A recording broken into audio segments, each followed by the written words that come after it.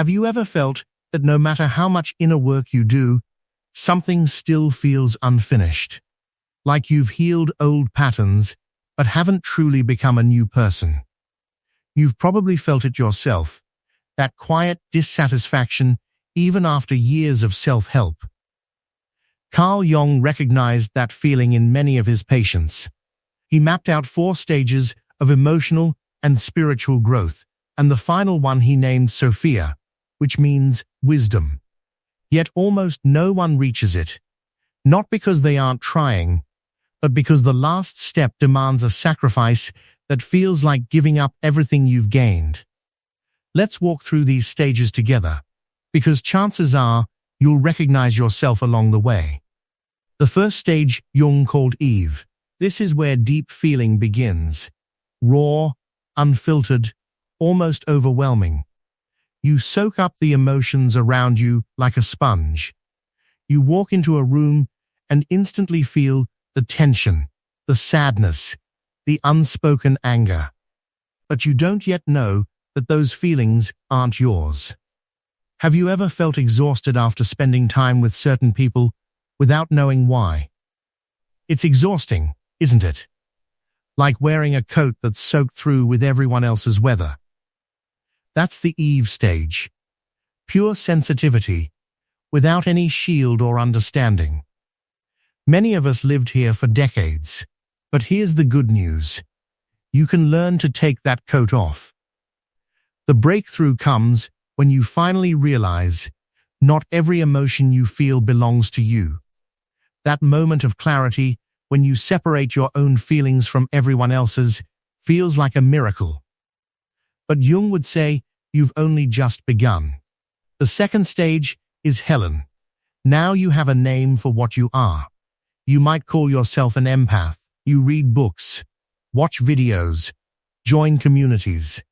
You feel special, chosen even. There's relief in this stage because your pain suddenly has meaning. You're not broken. You're gifted.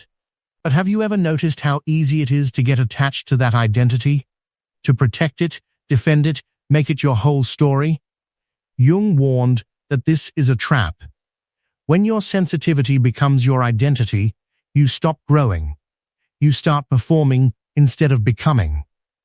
And that's the painful irony.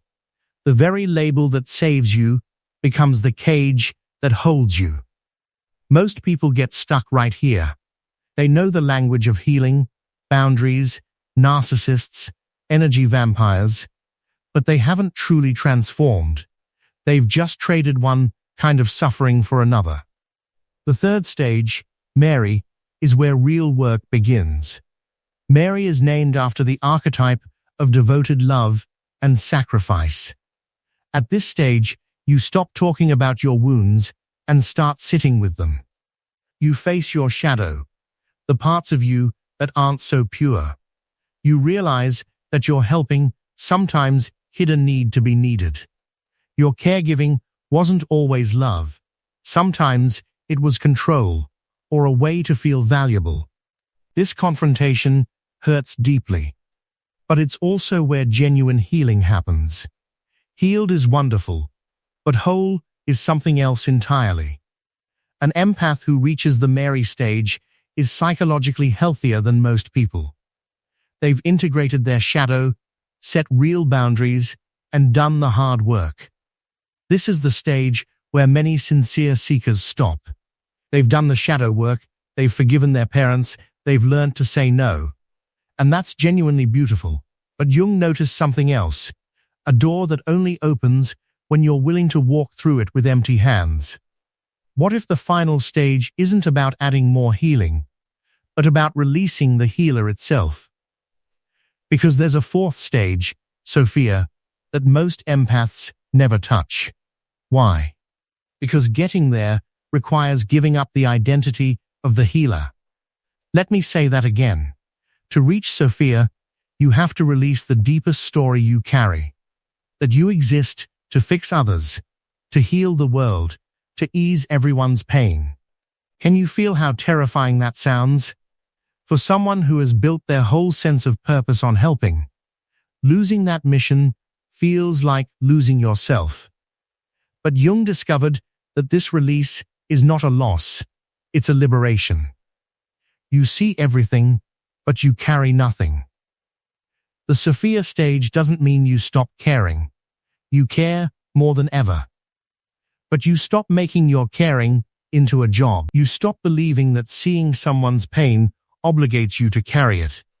Imagine being able to sit with a suffering friend fully present without needing to fix them, without diagnosing, advising, or rescuing.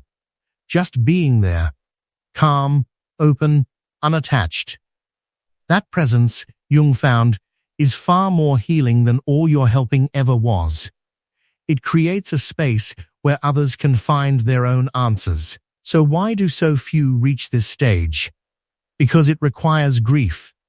You have to mourn the story that saved you, the myth of the healer, the belief that your painful childhood gave you a special purpose, that your sensitivity is a calling to save others. Letting go of that story feels like dying. And most retreat back to Mary, finding someone new to help, a new cause to champion. Have you ever felt that pull to save someone only to realize you were avoiding your own empty silence? Jung identified 4 conditions that make the crossing possible.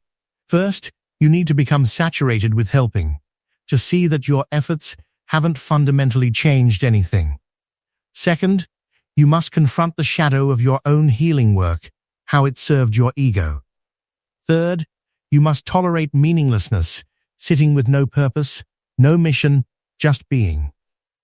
And fourth, you need chosen solitude, extended time alone, away from others' emotional needs. If you feel that pull towards something beyond healing, a quiet whisper that says there's more, Jung would tell you not to chase it. Instead, create the conditions. Release the need to be someone special. Let go of the identity your sensitivity gave you. And wait. The Sophia stage isn't achieved. It emerges when everything that isn't wisdom has fallen away. And when it does, you discover that your sensitivity was never a tool for fixing. It was always a gift for seeing. Pure awareness. The capacity to meet life exactly as it is. That is the rarest freedom. That very freedom is your birthright, and it's closer than you think. Take a deep breath. You're allowed to rest. No more fixing, just being. If this resonates with you, and you're ready to go deeper into the kind of inner work that reveals who you are beneath the healer's mask, we've created something just for you. Our guide, True Self-Discovery, offers 24 reflection exercises rooted in Jung's teachings. If you found value here, please give this video a like. It really helps Carl Jung Psychology Hub reach more people on this journey. And I'd love to hear from you. Which stage, Eve, Helen, Mary, or Sophia, feels most familiar to you right now? Let me know in the comments below.